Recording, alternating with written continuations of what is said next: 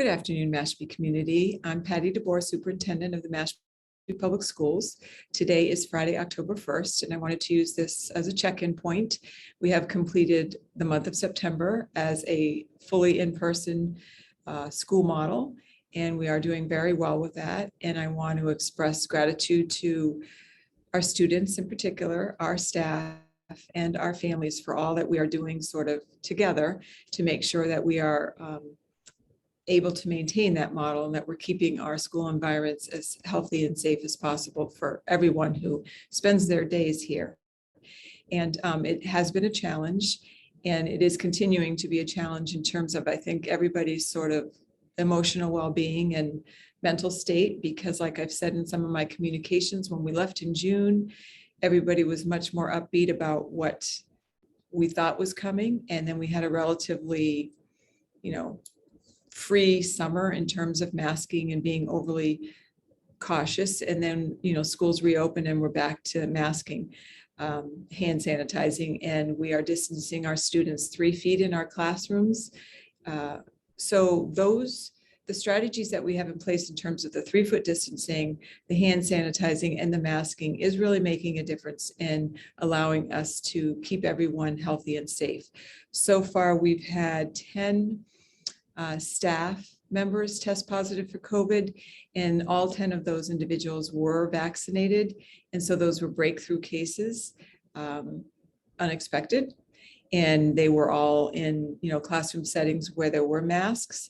It's a little bit of a challenge sometimes to get everybody to remember the importance of wearing masks right now, because when you're not in school, I see it on the soccer fields, I see it everywhere outside. It feels much more normal than it does when you're inside in this setting. But we have a large number of individuals all in one place, and it is really important that we follow the expectations. So for families, thank you for reinforcing that with your students. They're pretty good. All of our students are very compliant when it comes to wearing their masks. They just need a lot of reminders sometimes to make sure it's over the nose as well. But we're getting through this together. And like I said, I just think there's a general sort of, not melancholy, but just wondering when we're going to be fully back to normal.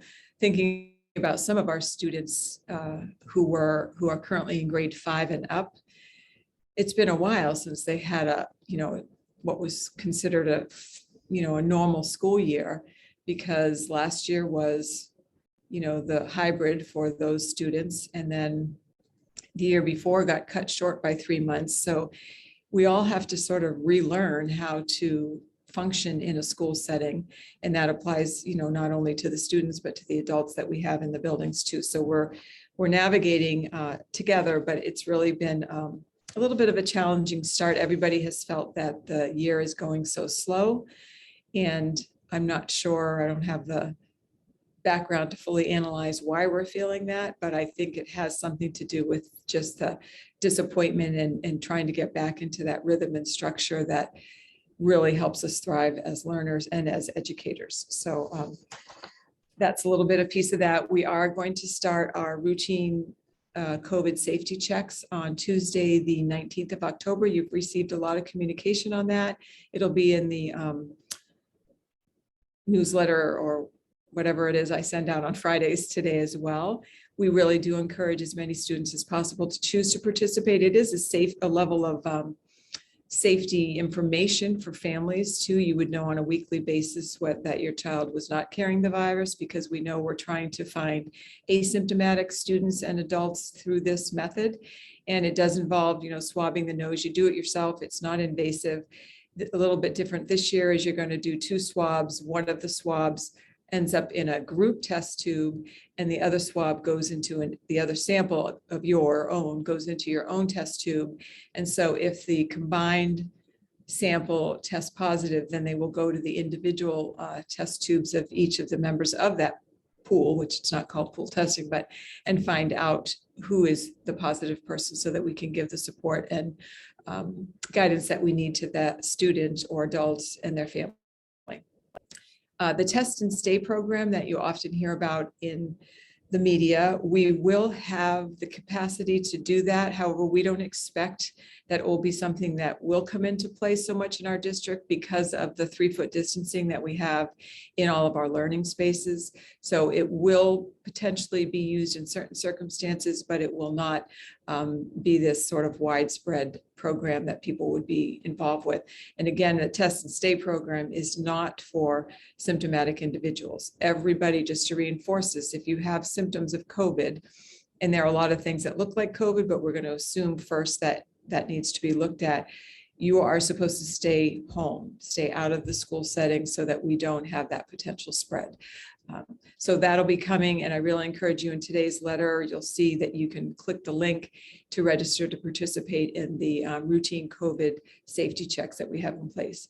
Like I said, we are continuing to be very vigilant with our hand sanitizing, wiping down spaces, and just having that sort of awareness. The DPW has done an outstanding job of helping to keep our classrooms safe. The ventilation systems are fully functional with 100% fresh air flow. At night, our buildings are disinfected. Common areas are attended to during the school day as sort of an extra barrier. And so I'm hopeful that we're going to continue to see a decline in the number of cases. We're going to watch what happens in Mashpee as a guide for us as we move forward. And then obviously the Department of Elementary and Secondary Education has extended the mask mandate through November 1st. There is sort of a plan in place to look at the areas where students can be vaccinated, which is ages 12 and up, and in a school setting, which for us would be our middle high school. If we were to reach the 80% student vaccination rate combined with an 80% rate for staff, there would be the possibility of exploring not functioning wearing the masks. But at this point, we know that for the month of October, we are status quo, everything's going to stay the same. One of the things I wanted to talk about is busing. Luckily, we have all of our drivers, we have all of our routes running. Because so many families are still choosing to drive their children to school, and you know, if you're one of them, the traffic jam at certain times of the day is something that requires an extreme amount of patience and on the part of all drivers, I hope. So we talked about this, or I did in my last newsletter, is that particularly our middle high school runs are not fully populated, the buses. There is room for additional children on most of our runs. And we really encourage parents to choose to put their student on the bus. Not only will it assure that they get there on time, but it will just help alleviate some of the snarls that we experience. I will say at the middle high school, it's both student drivers as well as students being driven by their parents are not hitting the expectation of an 8:20 arrival. Students are supposed to be in their classrooms at 8:20. And it doesn't really matter to me if you've had traffic challenges or you talk about the light, because the only thing that you can control is yourself and when you leave your home. So you need to leave much earlier in some cases and have your wait time be in, on the campus of the school. And if you're a student driver, I've talked to many of them, they need to leave their houses earlier. And if they're, in the parking lot and they have 5 minutes to spare and have a conversation with some friends, that's fine. But we will be cracking down, and anybody that is not in the building by 8:20 is going to start having some consequences related to tardiness, because for me, it's very important that we have that routine and structure and we all can adapt to what the expectation is. And so once you're in a rhythm, you're always hopefully going to be on time.